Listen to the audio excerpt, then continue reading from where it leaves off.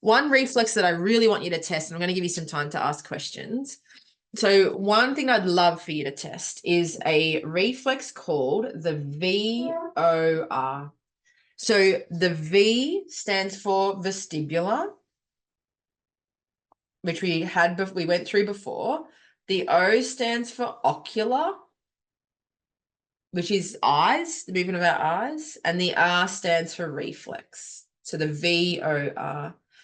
When we were talking about reflex, that reflex before called the STNR, the STNR reflex, we want to be integrated. Integrated means we don't use it anymore. So we become the age of 2 and we don't use that reflex anymore. Our brain knows that we don't need to move like an infant now. We're a toddler, we're busy, we can move and coordinate our body ourselves. Difference with this reflex is we need this reflex. This reflex has to happen to be able to read.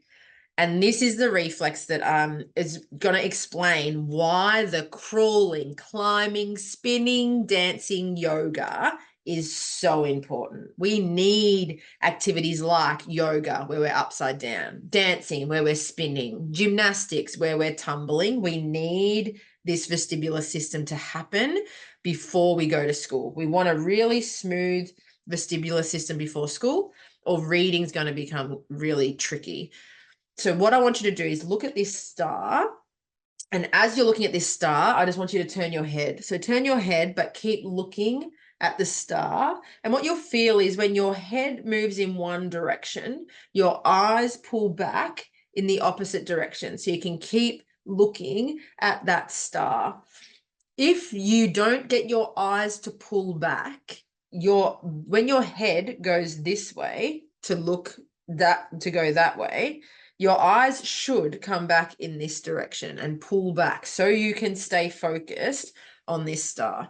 But if your head doesn't tell your vestibular system, hey, get those eyes to come back, then you keep going that way. And this is what makes reading really exhausting for children, because they know that the page stops here, but their eyes keep moving. So they make mistakes on the words on each edge of the paper, because as they're moving their head to look at the words, their eyes keep going and they make mistakes on the sides.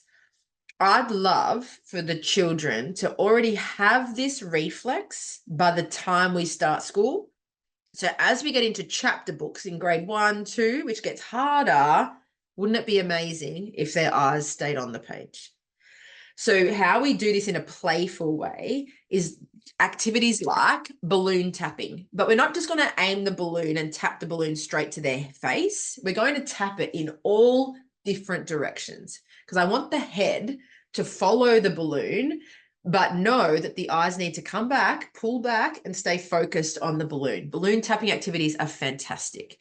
Same with parachute activities. So parachute activities where we're watching the balls go up in the air. Keep them focused on what's up there though. What ball can you see? What color is it? What size is it?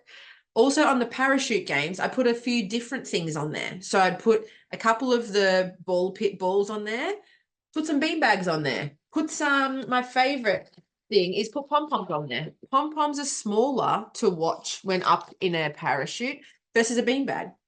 And we're watching what's flying through the air. What can you see? It's blue. Oh, is that a blue beanbag or a blue pom-pom? And we're focusing on what we're seeing.